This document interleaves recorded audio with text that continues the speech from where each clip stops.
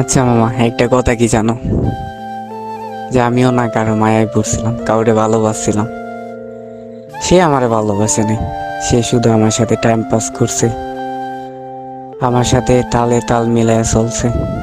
কিন্তু সে কি জানে, আমি যে তারে আস্তে আস্তে আমার মনে জায়গা দিতে দিতে আমার মনে ওর ঘর বানাই ফেলছি। সে তো আর সেটা জানে না।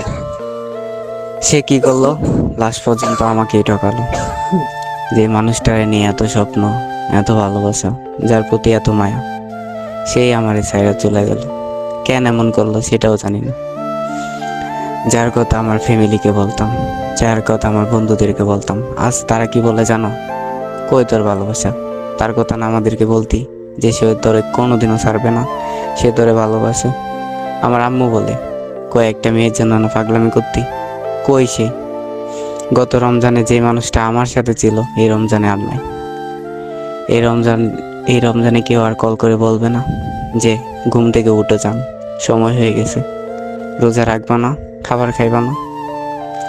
আসলে কি জানো, ভালোবাসা বলতে কিছুই হয় না। যেটা হয় সেটা হচ্ছে আবেগ, মায়া, আর কোনো কিছুই না। লাস্ট কষ্ট ছাড়া কিছুই নেই।